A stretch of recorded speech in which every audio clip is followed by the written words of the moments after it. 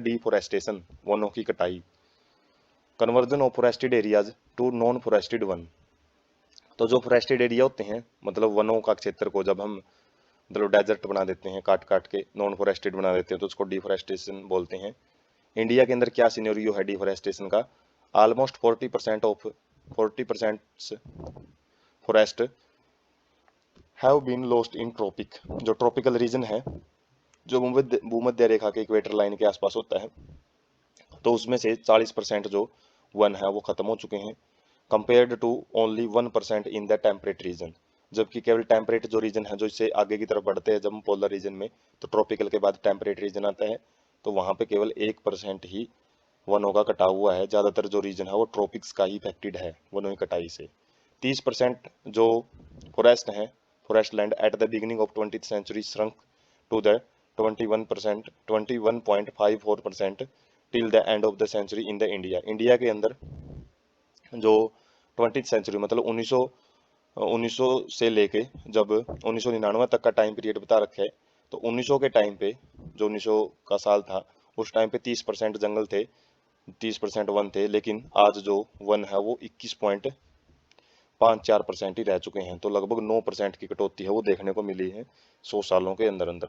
National forest policy 1988 के अंदर आई थी of India has recommended 33% cover for the plains and 67% for the hills. तो इस पॉलिसी ने क्या बोला है, मतलब क्या रूल बनाए हैं कि इंडिया के अंदर जो भी 33% है वो वन होने चाहिए। कहाँ पे? प्लेन्स, जो समतल भूमि है वहाँ पे तो 33% होने चाहिए, क्योंकि वहाँ पे तो एग्रीकल्चर वगैरह भी करनी होती है। जबकि जो हिल्स है, हिल्स जो पहाड़ी क्षेत्र है, वहाँ पे 67% तक जो वन है वो रखने हैं। तो काजीज क्या है? Conversion of forest to the agriculture land so as to feed growing human population. जो मानव जनसंख्या लगातार बढ़ती जा रही है, तो उसकी जो खाद्य आपूर्ति है, उसको खाने की जरूरत होती है ज़्यादा से ज़्यादा। मतलब यदि ज़्यादा पॉपुलेशन बढ़ रही है तो ज़्यादा खाना दिया जाएगा, और वो खाना कहाँ से आएगा? एग्रीकल्चर लैंड से। तो जिसकी वजह से जंगलों को काट के एग्रीकल्चर लैंड है, कृषि योग्य भूमि है, वो बनाई जाती है। Trees are axed for timber. तो पेड़ों को किसके लिए काटा जाता है? एक्स का मतलब कुलाड़ा होता है, और कुलाड़े काम काटने का ही होता है। तो पेड़ों की कटाई है वो इमारती लकड़ी के लिए। फायरवुड का मतलब है जो जलाने वाले, जो ईंधन के रूप में जो लकड़ी हम लेते हैं। कैटल रेंचिंग का मतलब है पशुपालन के लिए। और फॉर सेवरल अदर पर्पजेज, और भी बहुत सारे उद्देश्य होते हैं जिसके लिए वनों की कटाई की जाती है। रिफोरेस्टेशन क्या होता है? Process of restoring a forest then that one existing but was removed at some point of time in the past. मतलब जो पहले वन था वो उसकी कटाई की गई, तो उसको दोबारा से रिस्टोर करना, तो उसको हम बोलते हैं reforestation. May occur naturally in deforested area और speed up by the planting trees. तो ये हो सकता है नेचुरली भी अपने आप बढ़ता रहे, और या फिर हमको जो पेड़ हैं वो लगाने पड़े इसके लिए, ताकि जो ज़्यादा स्पीड अप किया जा सके, इसको ज़्यादा जल्दी जल्दी रिस्टोर हो। रिस्टोर का मतलब जैसे ये पहले था ऐसी ही जो शेप है वो गेन कर ले, उसके लिए रिफोरेस्टेशन किया जाता है। उसके बाद है slash and burn agriculture zoom cultivation. इसकी वजह से भी वनों की कटाई बहुत ज़्यादा देखी गई है। तो ये क्या होता है? Zoom cultivation in north eastern state of India. मतलब जो उत्तरी और पूर्वी क्षेत्र हैं भारत के, उनके अंदर बहुत देखी जाती है। Have also contributed to deforestation. इसने भी काफ़ी जो वनों की कटाई है उसको बढ़ावा दिया है। तो ये प्रोसेस क्या होती है zoom cultivation? Farmers cut down trees of forest and burn plant remains. तो जो किसान है वो क्या करते हैं? जो फॉरेस्ट है उसके पेड़ों को काटते हैं और उनको जला देते हैं। Ash is used as a fertiliser using land for the farming और कैटल ग्रेजिंग।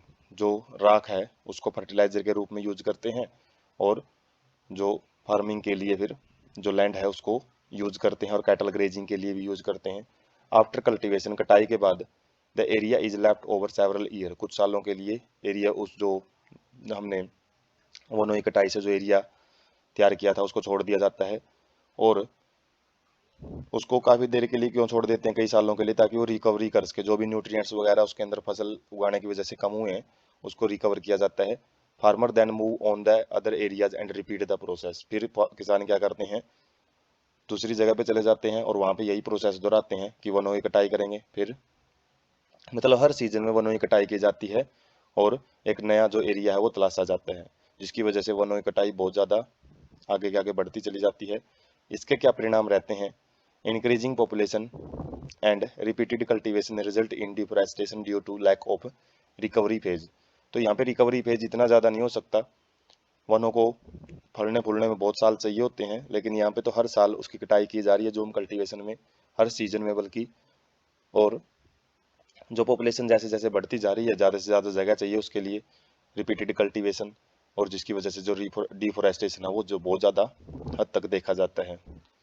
उसके बाद है ये जो स्लैश एंड बर्न है, उसको हम देख सकते हैं। जैसे कोई भी जो वन है, वन में क्या किया जाता है? सबसे पहले वनों को काटा जाता है। पहले तो वन क्या कर रहे थे? CO2 को ले रहे थे, O2 को छोड़ रहे थे, लेकिन अभी तो CO2 को ही छोड़ देंगे वो, क्योंकि फोटोसिंथेसिस नहीं होगी उनके अंदर, जो भी ऑर्गेनिक मैटर है वो क्या करेगा? डैमेज होना स्टार्ट होएगा। उसके बाद क्या किया जाता है? इनको जलाया जाता है, फायर्स, जिसकी वजह से जो न्यूट्रिशन की अवेलेबिलिटी बनाई जाती है। उसके बाद वहाँ पे जो भी फसल हैं, कल्टीवेशन कुछ सालों तक किया जाता है।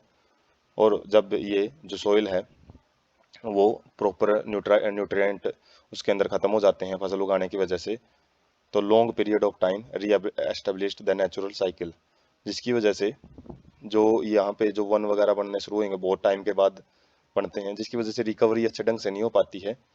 और ये सी में से हम देख सकते हैं डी साइड आए हुए है, तो वो क्या है? New cycle in the near by areas. और यही साइकिल है जो जैसे वनों की कटाई करना, फिर उसको जलाना, फिर उसके बाद फसल तैयार करना, तो ये साइकिल दोबारा फिर किसी नए एरिया पे, जैसे नया एरिया है वहाँ पे शुरू कर दिया जाता है।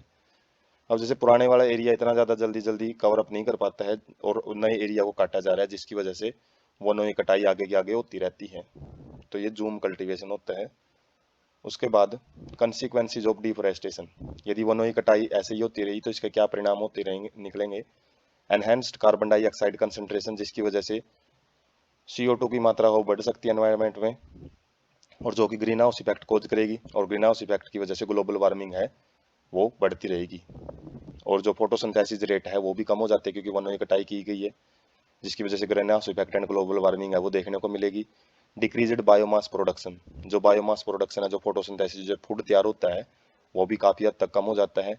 Loss of biodiversity due to habitat destruction, यदि हम वनों की कटाई करते हैं तो बहुत सारे जीवों का जो निवास स्थान है, जहाँ पे वो रहते थे, उनका जो निवास स्थान है वो छीन जाता है, जिसकी वजह से वो जीव खतरे में पड़ जाते हैं। डिस्टर्ब हाइड्रोलॉजिकल साइकिल, जो वाटर साइकिल है वो डिस्टर्ब हो जाता है, क्योंकि वन ही बारिश लाते हैं, ज़्यादा ज़्यादा फोटोसिंथेसिस करते हैं, ज़्यादा से ज़्यादा जो ट्रांसपिरेशन होता है उसकी वजह से क्लाउड बनते हैं, और क्लाउड ही क्या करते हैं? रेनिंग करवाते हैं। काज सोइल इरोजन, अब यदि वन नहीं है तो जो मिट्टी है, मिट्टी को बाइंडिंग करने वाली जो जड़ें हैं वो तो वनों की थी, वन हमने हटा दिए, जिसकी वजह से जो सोइल पार्टिकल है वो फ्री हो जाते हैं, और वो ऊपर वाली जो परत है, फर्टाइल लेयर है, वो हट जाती है, उसको सोइल इरोजन बोला जाता है, जो टॉपिक हमने डिस्कस किया था।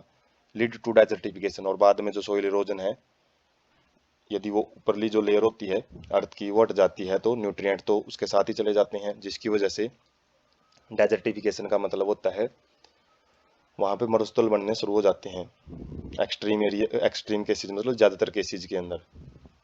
उसके बाद है जो कंसिक्वेंसीज हैं वो हम पिक से भी देख सकते हैं, जैसे ग्लोबल वार्मिंग है, बहुत ज़्यादा गर्मी होएगी, ड्रॉट सूखा पड़ेगा, animal and plant life effect, जिसकी वजह से प्लांट्स हैं, एनिमल्स हैं, वो डेड होने स्टार्ट हो जाते हैं। पोल्यूशन बहुत ज़्यादा फैल जाता है, क्योंकि CO2 की मात्रा बढ़ती रहती है, डेजर्टिफिकेशन, डेजर्ट बनते रहेंगे, शॉर्टेज ऑफ फूड, फूड की कमी हो जाती है, भूखमरी फैल जाती है। फ्लडिंग ऑफ रिवर, जो बाढ़ वगैरह के केसेज हैं वो बहुत ज़्यादा बढ़ जाते हैं, क्योंकि जो नेचर है उसका बैलेंस में जो प्लांट्स हैं बहुत बड़ा रोल प्ले करते हैं, और यदि प्लांट ही हम हटा दिए, जिसकी वजह से ये सारे जो कंसिक्वेंसेज हैं वो देखने को मिलेंगे।